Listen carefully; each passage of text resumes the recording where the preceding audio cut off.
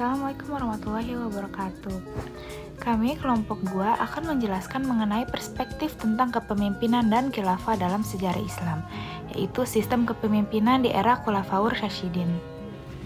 Setelah wafatnya Nabi Muhammad SAW pada tahun 632 Masehi, umat Islam dihadapkan pada tantangan besar, yaitu tidak ada wasiat atau petunjuk langsung dari Nabi terkait siapa yang harus melanjutkan kepemimpinan politik umat Islam.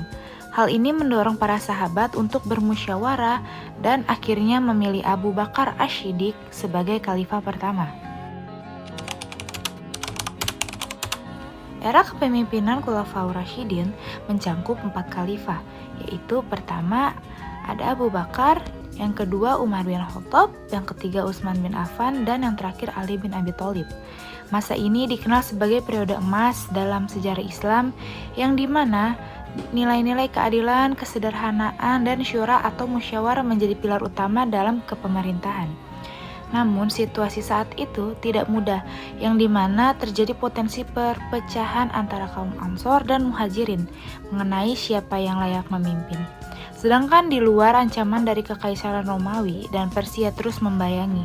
Oleh karena itu, pemimpin yang tegas dan adil sangat dibutuhkan saat itu untuk menjaga persatuan dan stabilitas umat Islam.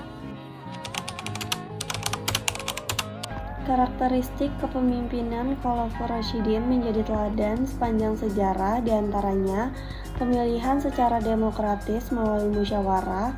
Proses ini memastikan bahwa pemimpin memiliki legitimasi penuh dari masyarakat. Keadilan dan kesejahteraan menjadi prioritas utama, baik untuk kebutuhan material maupun spiritual rakyat. Musyawarah dalam pengambilan keputusan, setiap kebijakan penting dirumuskan bersama para sahabat dan ulama, berpedoman pada Al-Quran dan Sunnah, sehingga kebijakan dan tindakan khalifah selalu sesuai dengan ajaran Islam.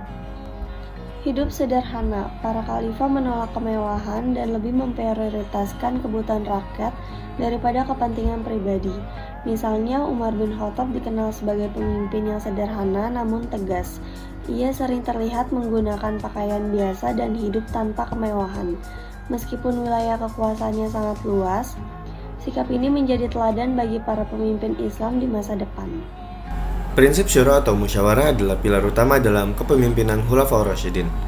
Hal ini sesuai dengan Quran Surah Asy-Syura ayat 38 yang menekankan pentingnya konsultasi dalam pengambilan keputusan.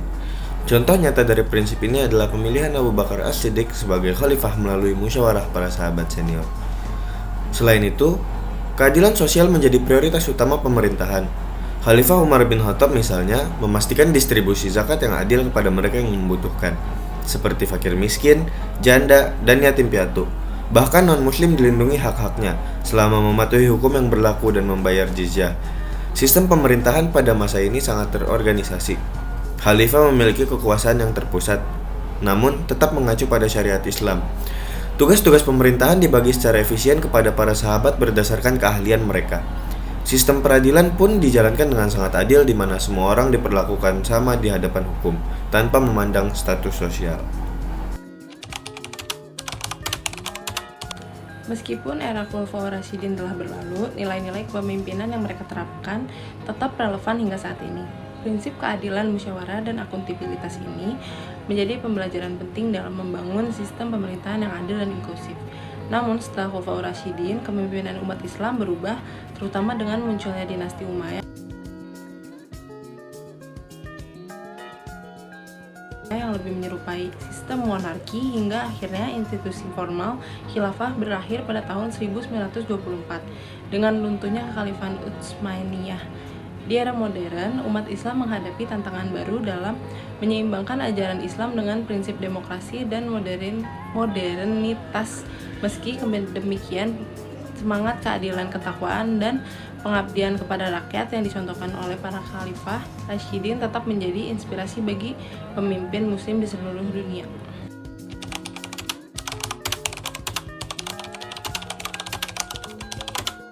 Pertanyaan dari kelompok 1 yaitu penjelasan penyebaran ajaran Islam itu kemana saja. Jadi penyebaran ajaran Islam terjadi melalui berbagai cara dan wilayah di dunia. Pertama, para pedagang muslim memainkan peran penting dalam menyebarkan Islam terutama di Asia Tenggara, Afrika, dan India dengan membawa ajaran Islam bersamaan dengan barang dagangan. Kedua, masa Nabi Muhammad SAW, Islam menyebar cepat melalui penaklukan oleh khalifah seperti Khulafaur Rasyidin dan Umayyah yang mencakup wilayah Timur Tengah, Afrika Utara, dan sebagian Eropa. Selanjutnya, ulama dan mubalik melakukan dakwah untuk mengajarkan Al-Quran dan nilai-nilai Islam dengan mendirikan madrasah dan pesantren sebagai pusat pendidikan. Selain itu, banyak orang memeluk Islam melalui perkawinan dengan Muslim dan ajaran Islam disebarkan pada keluarga dari generasi ke generasi.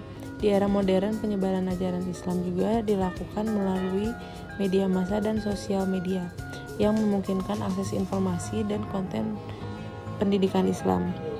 Islam pertama kali muncul di Timur Tengah dan kemudian menyebar ke Afrika Utara, Asia Tenggara, Eropa, dan Asia Selatan. Selanjutnya menjawab pertanyaan kelompok 3, apakah sifat kontradiktif menurut kalian sama dengan yang dijelaskan? Jadi sifat kontradiktif merujuk pada keadaan di mana dua atau lebih pernyataan ide atau nilai saling bertentangan dan tidak dapat berdampingan secara logis. Dalam konteks dokumen yang dibahas, sifat kontradiktif dan muncul ketika ajaran atau nilai-nilai yang dianut seseorang atau kelompok tidak sejalan dengan tindakan atau perilaku mereka. Selanjutnya menjawab pertanyaan kelompok 4, setelah Nabi Muhammad meninggal terjadi banyak perpecahan dan banyak pemberontakan. Bagaimana Abu Bakar mengatasi tantangan tersebut? Jadi, setelah wafatnya Nabi Muhammad SAW, umat Islam menghadapi tantangan besar berupa perpecahan dan pemberontakan. Abu Bakar sebagai khalifah pertama mengambil langkah-langkah strategis untuk mengatasi tantangan ini. Ia mengonsolidasikan kekuasaan dan mengajak para sahabat untuk bersatu serta memimpin kampanye militer melawan para pemberontak yang menolak membayar zakat dengan menekankan pentingnya zakat dan pendidikan.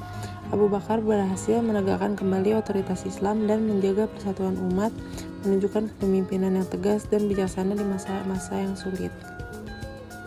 Pertanyaan kelompok 5, tantangan dan peluang dalam menerapkan prinsip-prinsip kepemimpinan mereka di era globalisasi.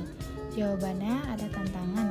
Yang pertama, perbedaan konteks zaman. Prinsip-prinsip kepemimpinan Khulafaur Rasyidin bersumber dari konteks budaya, sosial, dan teknologi abad ke-7 yang berbeda dengan tantangan era globalisasi modern. Lalu yang kedua, ada pengaruh sekularisme atau prinsip keadilan dan nilai-nilai Islam kadang sulit diterapkan dalam sistem yang sekuler atau pluralistik. Yang ketiga, krisis moral dan etika. Globalisasi sering memunculkan konflik nilai sehingga penerapan prinsip kejujuran, keadilan, dan kesederhanaan menghadapi kendala. Yang keempat, teknologi dan informasi.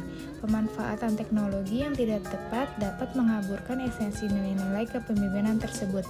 Lalu peluangnya, yang pertama ada referensi nilai universal.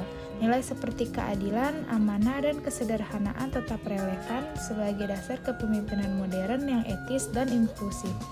Yang kedua, teknologi sebagai sarana. Teknologi dapat digunakan untuk menyebarkan pemahaman tentang prinsip kepemimpinan Islami secara global. Yang ketiga, kesadaran global akan etika. Di era globalisasi ini, banyak pemimpin mencari model kepemimpinan yang etis dan berkelanjutan, sejalan dengan prinsip Khulafaur Rasyidin. Yang terakhir, pluralisme dan toleransi. Prinsip-prinsip kepemimpinan ini dapat menjadi inspirasi untuk menciptakan harmoni di tengah keberagaman. Pertanyaan kelompok 6. Apa saja prinsip yang dipegang teguh oleh para khalifah untuk menjaga persatuan umat Islam? Jawabannya yang pertama ada syura, musyawarah. Jadi setiap keputusan besar dilakukan melalui konsultasi bersama. Yang kedua ada memperlakukan semua umat secara adil tanpa membedakan status sosial. Yang ketiga, persaudaraan Islam atau ukhuwah, yang berarti menekankan pentingnya persatuan dan persaudaraan di antara umat. Yang keempat, tegaknya hukum Islam. Para khalifah memastikan hukum Islam dijalankan dengan konsisten. Dan yang terakhir, mengutamakan kemaslahatan umat. Semua kebijakan berorientasi pada kebaikan bersama. Pertanyaan kelompok 7. Proses pemilihan demokrasi di masa khalifah bagaimana cara kerjanya? Jawabannya, proses pemilihan pemimpin pada masa Khulafaur Rasyidin mencerminkan prinsip-prinsip demokrasi Islam. Yang pertama ada dari Abu Bakar, dipilih melalui musyawarah di Safikah Bani Syaidah setelah mendapat dukungan dari mayoritas sahabat. Lalu kedua ada Umar bin Khattab, ditetapkan oleh Abu Bakar sebagai penggantinya melalui wasiat. Lalu yang ketiga Utsman bin Affan. Ia dipilih melalui Dewan Musyawarah atau Syura yang terdiri dari 6 sahabat senior. Dan yang terakhir Ali bin Abi Thalib. Ia ini dipilih oleh mayoritas umat Islam di Madinah pasca terbunuhnya Utsman. Prinsip pada dasarnya adalah musyawarah dan persetujuan umat, meskipun praktiknya berbeda-beda tergantung situasi politik pada saat itu. Pertanyaan kelompok 8. Bagaimana kekurangan yang ada disebut tentang perselisihan kelompok?